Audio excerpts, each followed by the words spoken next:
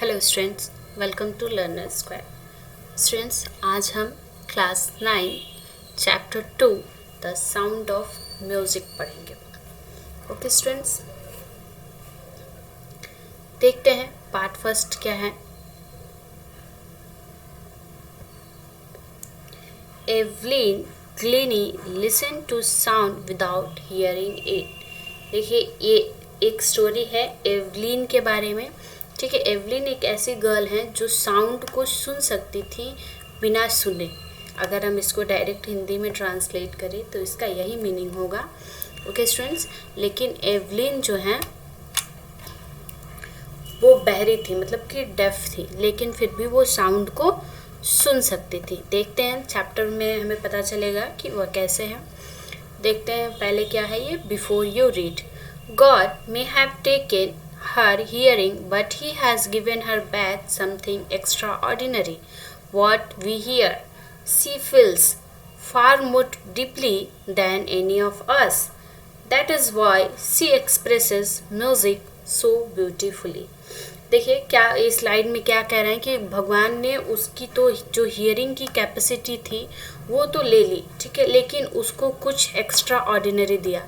जैसे कि हम कहते हैं ना स्टूडेंट्स कि हर इंसान अपने आप में परफेक्ट होता है। हर इंसान को भगवान ने कुछ ना कुछ ऐसा दिया होता है जो उसके में एक एक्स्ट्रा ऑर्डिनरी होता है। ठीक उसी प्रकार एवलिन के पास भी हियरिंग कैपेसिटी तो नहीं थी, लेकिन उसके पास एक्स्ट्रा ऑर्डिनरी थिंग्स थी जिससे वह फील करके किसी भी चीज़ को हियर कर सकती थी, महसूस करती थी। ठीक है, उसको महसूस करके उसके आवाज़ को समझ सकती थी।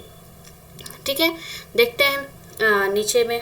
Read the following account of a person who fought against a physical disability and made her life a success story. हम इस चैप्टर में कुछ ऐसे लोगों के बारे में पढ़ेंगे जिन्होंने अपनी फिजिकल डिसेबिलिटी को फेस करते हुए अपना एक सक्सेस स्टोरी बनाया। Okay, let's start the chapter. Rush hour crowds jostle for position on the underground train platform. A slight girl, looking younger than her 17-year, was nervous yet excited as she felt the vibration of the approaching train. It was her first day at the prestigious Royal Academy of Music in London, and daunting enough for any teenager fresh from a Scottish farm. But this aspiring musician faced a bigger challenge than most. She was profoundly deaf. देखिए student, क्या होता है कि बहुत ही भीड़ भरी जगह है, ठीक है, वहाँ क्राउड है। जॉस्टल का मतलब होता है पुश रफली। बहुत ज़्यादा भीड़ वाली जगह पे जब हम जाते हैं तो लोग एक दूसरे को रफली पुश करते हैं, उसी का मतलब होता है जॉस्टल। ठीक है, वहाँ पे ट्रेन के प्लेटफॉर्म पे एक लड़की खड़ी हुई है जो थोड़ी सी नर्वस दिख रही है। ठीक है, एक्साइटेड भी है लेकिन नर्वस भी है, और वो लड़की जो है वो 17 ईयर से भी कम की है। सबसे ज़्यादा वो मतलब नर्वस कब फील करने लगती है, जब वह वाइब्रेशन को फील करती है, ट्रेन के वाइब्रेशन को जब वो फील करती है तब वो ज़्यादा नर्वस हो जाती है। ठीक है, it was a first day at prestigious royal academy of music. वो रॉयल एकेडमी ऑफ म्यूज़िक नाम का एक इंस्टीट्यूट है, उसको उस दिन ज्वाइन करने वाली रहती है, जो कि कहाँ है, लंदन में है। ठीक है, लेकिन जो म्यूजिशियन है जो उनको टीच करने वाले हैं उनके लिए ये बहुत ही बड़ा चैलेंज रहता है, क्योंकि जिसे वो सिखा रहे हैं वह क्या है, डेफ है। ओके स्टूडेंट्स, देखते हैं next. Evelyn Glennie loss of hearing and had been gradual. Her mother remembered noticing something was waiting to play the piano.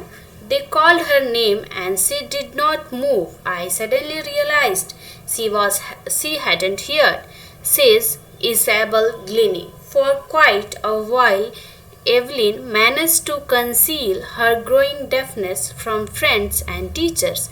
But by the time she was 11, her mark had deteriorated and her headmistress urged her parents to take her to a specialist. देखिए students, क्या होता है जब Evelyn जो है, जब वो 8 साल की होती है, मतलब कि जब वो 8 साल की रहती हैं, तब क्या होता है, अब उनकी मम्मा इस चीज़ को नोटिस करती हैं कि वह सुन नहीं पा रही हैं। ठीक है, एवलिन पियानो प्ले करने के लिए वहाँ वेट कर रही होती हैं, और वहाँ जब उनका नाम बोला जा रहा होता है, सब उनके नाम पुकार रहे होते हैं, वो वहाँ से मूव नहीं करती हैं। तभी एवलिन की जो मदर हैं उनको यह रियलाइज़ होता है कि एवलिन सुन नहीं पा रही है। ठीक है, for quite a while managed to conceal her growing deafness from friends and teachers. Sorry.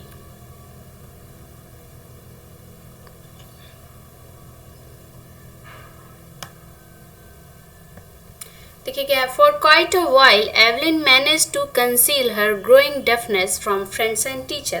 अब देखिए धीरे धीरे उसकी डेफनेस जो है वो ग्रो करते जाती है, मतलब जैसे जैसे वो बढ़ती है वैसे वैसे लोग ये समझ में आते हैं, लोगों को ये समझ में आने लगता है कि एवलिन जो है वो डेफ है, वो सुन नहीं सकती है। और ये चीज़ कौन नोटिस करता है, उसके फ्रेंड्स और टीचर्स इस चीज़ को नोटिस करते हैं। But by the time she was 11 her marks had deteriorated and her headmistress urged her parents to take her to a specialist. देखिए जब वो 11 साल की होती हैं तो उनके मार्क्स भी अब स्कूल में कम आने लगते हैं, क्योंकि उनके पास सुनने की कैपेसिटी नहीं रहती है। तो जो उनकी हेड मिस्ट्रेस हैं, स्कूल की जो उनकी हेड मिस्ट्रेस हैं, वो उनके पेरेंट्स को कहती हैं कि वो किसी स्पेशलिस्ट से कंसल्ट करें इनकी डेफनेस के बारे में। It was then discovered that her hearing was severely impaired as a result of gradual nerve damage. They were advised that she should be fitted with hearing aids and sent to school for the deaf. अब देखिए वो उनके parents उनको specialist के पास ले जाते हैं, और वहाँ पे क्या पता चलता है कि उनका कोई नर्व जो है वो डैमेज है, जिसके कारण वह सुन नहीं पा रही हैं, और उनको कोई अलग से हियरिंग एड्स लगाते हैं ना, जैसे कान में लोग जो लोग कम सुनते हैं उनको लगाया जाता है। ये सब चीज़ें डॉक्टर सजेस्ट करते हैं कि उनको लगा करके उनको जो डेफ का स्कूल होता है उस स्कूल में भेजा जाए। Everything suddenly looked black, says Evelyn. और अब एवलिन क्या कहने लगती हैं कि उनको सब कुछ ब्लैक दिखने लगा अचानक से। But Evelyn was not going to give up. She was determined to lead a normal life and pursue her interest in music. मतलब यहाँ देखिए everything looked black का मतलब ये नहीं कि उनको काला दिख रहा है, ऐसा नहीं है। क्या होता है जब वो ये जब उन्हें ये पता चलता है कि वह डेफ हैं और उनको एक स्पेशल स्कूल में, मतलब कि जो हियरिंग इम्पेयरमेंट वाले स्टूडेंट्स होते हैं ना, जो डेफ स्टूडेंट्स होते हैं, उनके साथ पढ़ना है, तो उनको मतलब धक्का सा लगता है, उनको अच्छा फील नहीं होता है कि वो एक नॉर्मल लाइफ नहीं जी सकती हैं। लेकिन वो कभी गिव अप नहीं करती हैं, इस चीज़ से हार नहीं मानती हैं। ठीक है, और वह ये निश्चय करती हैं कि वह भी एक नॉर्मल लाइफ जिएंगी और अपने इंटरेस्ट जो है उनका म्यूज़िक में उसको परस्यू करेंगी, उससे आगे बढ़ेंगी। One day she noticed a girl playing a xylophone and decided that she wanted to play it too. अब देखिए xylophone क्या होता है, एक music instrument with a row of wood barrels of different length. ये देखिए यहाँ पे इमेज लगाई हुई है। xylophone ऐसा होता है जो वुडन बैरल से बना हुआ रहता है और उसमें ये रो लगे होते हैं। जब वो एक लड़की को नोटिस करती हैं कि वह xylophone प्ले कर रही है, उस दिन वह यह डिसाइड करती हैं कि वो भी xylophone को प्ले करेंगी।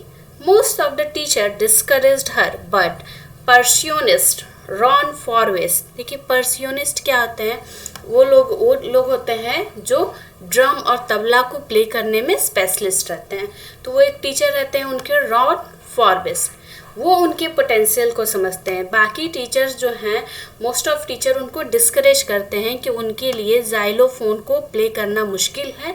लेकिन एक परस्यूनिस्ट होते हैं जिनका नाम है रॉन फॉरवेस्ट, वो उसके पोटेंशियल को समझते हैं और उसको एनकरेज करते हैं आगे बढ़ने के लिए। He began by turning two large drums to different notes. Don't listen through your years. देखिए उनके पास वो 2 बड़े बड़े ड्रम्स लाते हैं और डिफरेंट नोट्स में उसको प्ले करते हैं और उसको क्या बोलते हैं कि तुम इस चीज़ को सुनो नहीं, अपने ईयर का प्रयोग करके, अपने कान का प्रयोग करके इसको सुनो नहीं। He would say try to sense it some other way। और क्या बोलते हैं कि इसको सेंस करने की कोशिश करो, फील करने की कोशिश करो किसी और तरीके से। Says Evelyn, suddenly I realized I could feel the higher drum from the waist up and the lower one from the waist down। अब देखिए क्या होता है, एवलिन कहती हैं कि अचानक से उनको यह महसूस होता है कि जो तेज बीट जो होती है ना वो अपने वेस्ट मतलब कि अपने कमर के अप वाले पोर्शन से उस चीज़ को फील कर रही हैं और जो लोअर मतलब कि जो धीरे धीरे जो बीट बजाई जाती है उसको वो अपने बॉडी के मतलब कि कमर के नीचे वाले पोर्शन से उस चीज़ को फील कर रही होती हैं। Forbes repeated the exercise and soon Evelyn discovered that she should sense certain notes in different part of her body।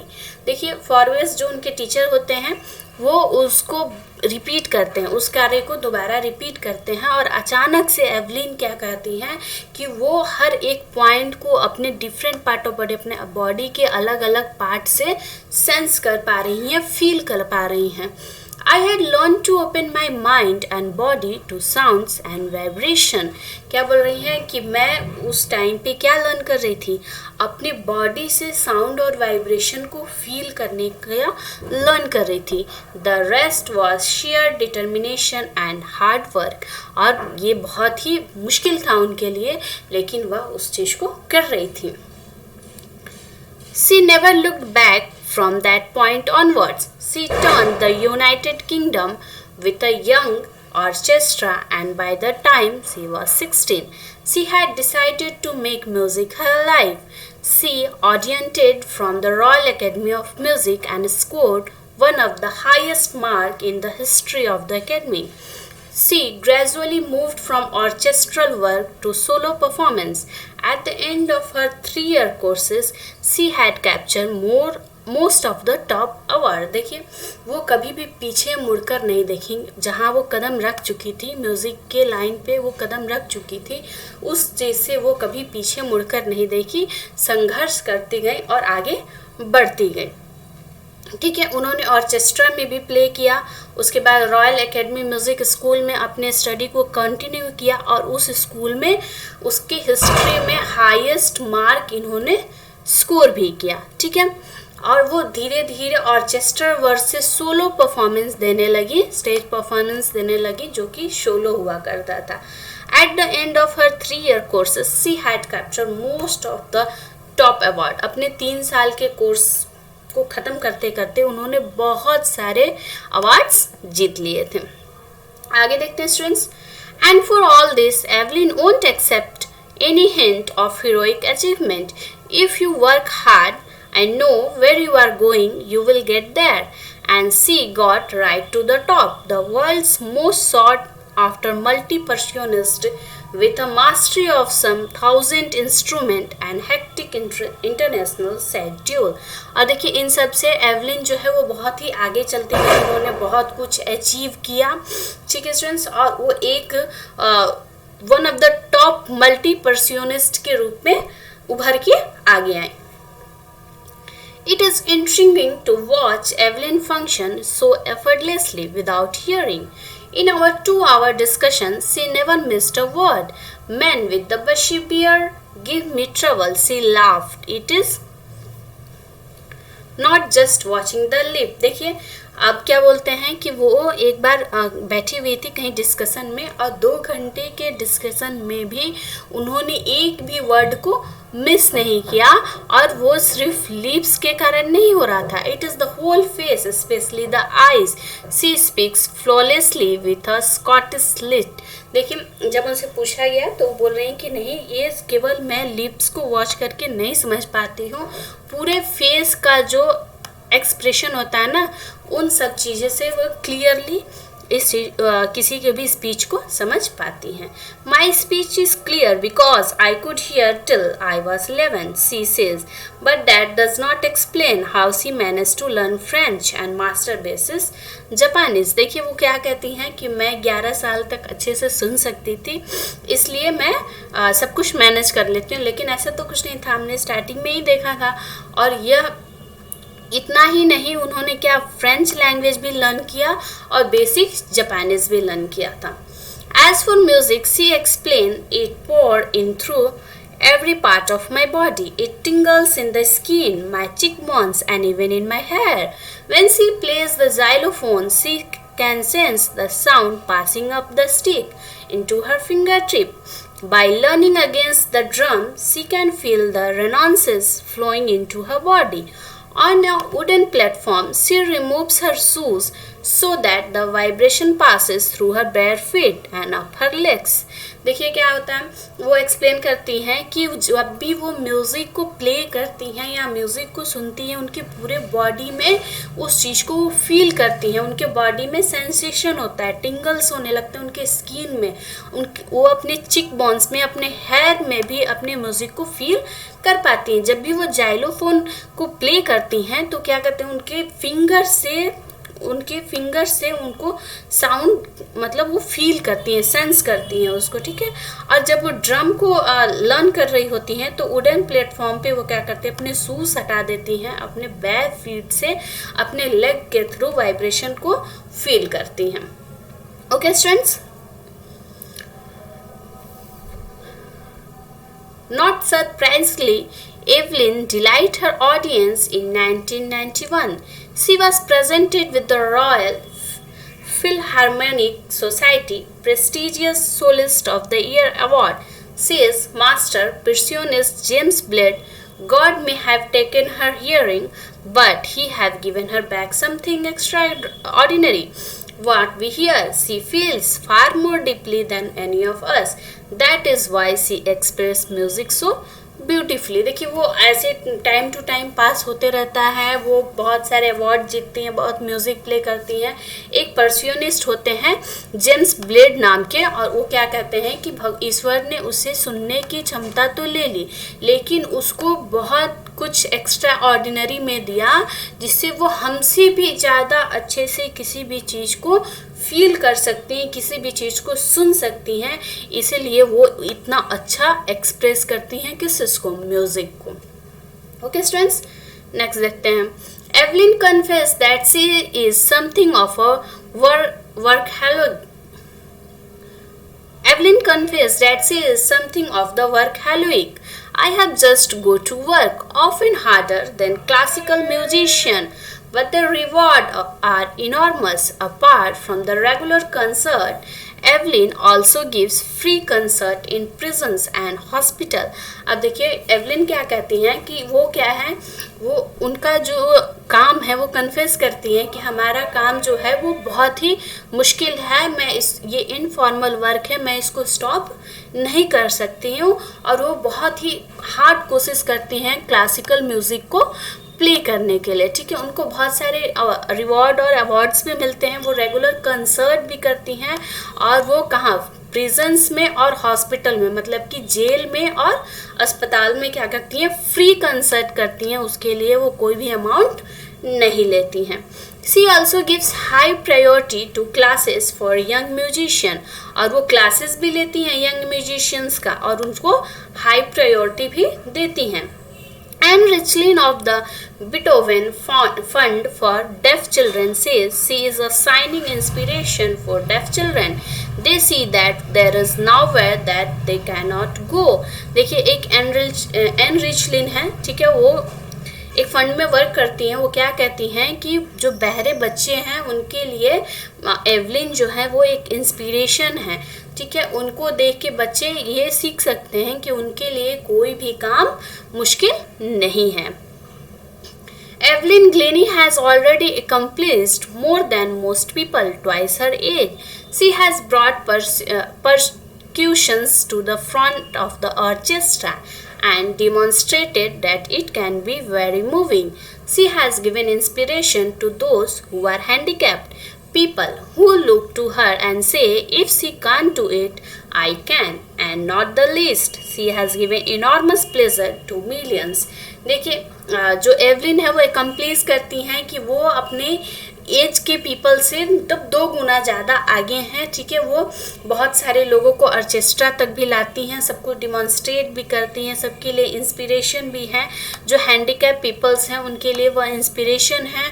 उन लोगों को क्या कहती हैं कि कभी ये ना सोचिए आप कि आप यह नहीं कर सकते हैं, आपके अंदर ये कमी है, बल्कि आप यह सोचिए कि यदि हम कोशिश करेंगे तो हम कोई भी कार्य कर सकते हैं, ठीक है। ओके स्टूडेंट्स, आई होप कि आपको पार्ट फर्स्ट समझ में आ गया हो। अब हम इसका थिंकिंग अबाउट टेक्स्ट करेंगे।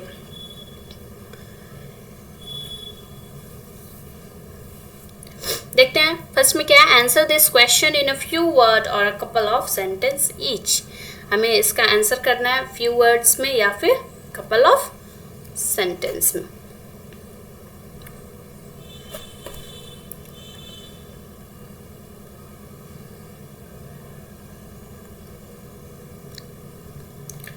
How old was Evelyn when she went to Royal Academy of Music? Evelyn जो है वो कितने साल की हैं जब वो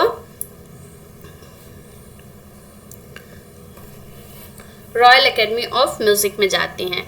Evelyn was not even 17 when she went to royal academy of music. Evelyn जो है वो नॉट इवन 17 साल की भी नहीं है जब वो रॉयल एकेडमी ऑफ म्यूजिक में जाती हैं। सेकेंड क्वेश्चन देखते हैं। When was her deafness first noticed? When it was confirmed? उनका जो deafness है वो कब पहले नोटिस किया गया था और कब कंफर्म हुआ था? Her deafness was noticed when she was 18 year old. It was confirmed by the time she was 11. देखिए उनका deafness जो है 18 नहीं 8, उनका डेफनेस जो है वो सबसे पहले 8 ईयर ओल्ड जब वो 8 साल की थी तभी नोटिस कर दिया गया था। और कब कंफर्म हुआ था? जब वो 11 साल की थी, जब वो 11 साल की थी। नेक्स्ट देखते हैं। Answer each of this question in short paragraph. Short paragraph में हमें इसका आंसर करना है। Who helped her to continue with music? What did he do and say? किसने उसको हेल्प किया, उनको हेल्प किया था म्यूजिक के साथ कंटिन्यू करने के लिए जब यह पता चला कि वह सुन नहीं सकती हैं, और उन्होंने कैसे हेल्प किया देखते हैं। Ron Forbes helped her to continue with music. Ron Forbes थे, एक टीचर थे उनके, उन्होंने उनका हेल्प किया म्यूजिक के साथ कंटिन्यू करने के लिए। He spotted her potential and said, उन्होंने उनके पोटेंशियल को समझा और क्या कहा? Don't listen through your ears, try to sense it some other way. He began by turning 2 large drum to different notes. देखिए उन्होंने उनको कहा कि आप अपने सुनने के लिए अपने कानों का प्रयोग नहीं करिए, आप अपने किसी अदर तरीके से, किसी अदर वे से उसको सेंस करने की कोशिश कीजिए, ठीक है। और वो क्या कि 2 बड़े ड्रम्स ला के बीट करना स्टार्ट किए डिफरेंट नोट्स में, मतलब कि एक की बीट जो थी वो हाई थी और एक की बीट जो थी वो लो थी। ओके स्टूडेंट्स, नेक्स्ट देखते हैं। Name the various places and causes for which Evelyn perform. ऐसे जगह और ऐसे कॉजेस का नाम लेना है, जहाँ नाम बताना है जहाँ एवलिन परफॉर्म करती थी। Evelyn perform free concert in prisons and hospital. हमने अपने चैप्टर में देखा कि एवलिन जो है वो कंसर्ट करती थी, परफॉर्म करती थी फ्री में। कहाँ पे?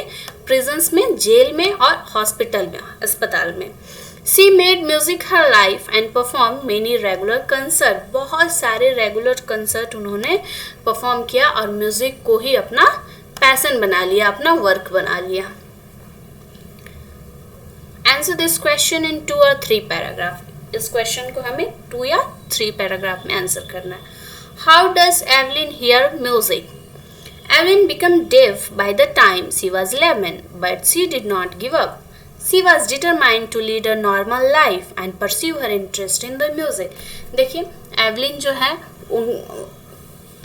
उनको यह पता चला, मतलब 11 साल की उम्र में उनको और उनके पेरेंट्स को सबको यह पता चल गया कि वह डेफ हैं, वो किसी चीज़ को मतलब सुन नहीं सकती हैं, लेकिन उन्होंने यह डिसाइड किया कि वह नॉर्मल लाइफ जिएंगी और अपना जो उनका इंटरेस्ट है म्यूज़िक में उसको आगे बढ़ाएंगी।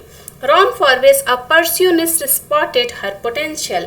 रॉन फॉरवेस एक टीचर हैं जिन्होंने जो एक परक्यूनिस्ट हैं और उन्होंने ही इनकी पोटेंशियल को स्पॉट किया। He asked her to listen through ears but try to sense it some other way.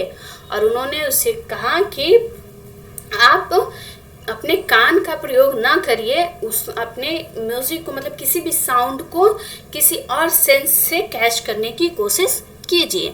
She realized she could feel the higher drum from the west up and the lower one from the west down। हमने जैसा कि अभी देखा था कि वो higher drum को अपने वेस्ट के ऊपर वाले एरिया से फील करती थी और लोअर ड्रम की जो बीट होती थी उसको अपने वेस्ट के डाउन एरिया से फील करती थी। Forbes repeated the exercise and soon Evelyn discovered that she could sense certain notes in different part of her body. देखिए फॉरवेस जो है वो बार बार उस चीज़ को रिपीट करते हैं और एवलिन अपने बॉडी के डिफरेंट पार्ट से उस म्यूजिक को फील करती रही। She learn to open her body and mind to sound and vibration. वो किस चीज़ को लर्न की? उन्होंने लर्न किया अपने माइंड से, अपने बॉडी से साउंड और वाइब्रेशन को फील करने का, साउंड और वाइब्रेशन को हियर करने की कैपेसिटी अपने बॉडी में उन्होंने उत्पन्न की। She herself explained, it pours in through every part of my body, it tingle in skin, my cheekbones and even in my hair। उन्होंने खुद इस बात को एक्सेप्ट किया कि वो जब भी कोई साउंड सुनती हैं उनके बॉडी में टिंगल होने लगता है, वो उन चीज़ को अपने चिक बोन्स में भी फील कर सकते हैं, इवन अपने हेयर में भी साउंड को वो फील करती हैं। When she played on the xylophone, she could sense the sound passing up the stick into her fingertip। अब देखिए जब वो जाइलोफोन को प्ले करती हैं तब वो साउंड को अपने फिंगर्स के थ्रू फील करती हैं, फिंगर्स के थ्रू साउंड को वो सुनती हैं। By learning against the drums, she could feel the resonances flowing into her body। और जब वो ड्रम को बीट करती हैं तब वो अपने बैर फीट से उसके आवाज को अपने बॉडी में फील करती हैं। On the wooden floor she used to remove her shoes so that the vibration may pass through her bare feet and up her legs. और जब भी वो वुडन फ्लोर पे होती हैं तो क्या करते हैं, अपने शूज को रिमूव कर देती हैं और बेयर फीट होती हैं और उस बेयर फीट से वो वाइब्रेशंस को फील करती हैं। ओके स्टूडेंट्स, तो इस तरह हमारा ये चैप्टर खत्म हो गया। आई होप कि आपको समझ में आ गया हो इस चैप्टर का पार्ट फर्स्ट, और इस चैप्टर का पार्ट सेकेंड हम अपने नेक्स्ट वीडियो में करेंगे। आपको वीडियो कैसा लगा हमें कमेंट में बताइए, लाइक करिए, शेयर करिए और सब्सक्राइब करना ना भूलिए। Thank you for watching.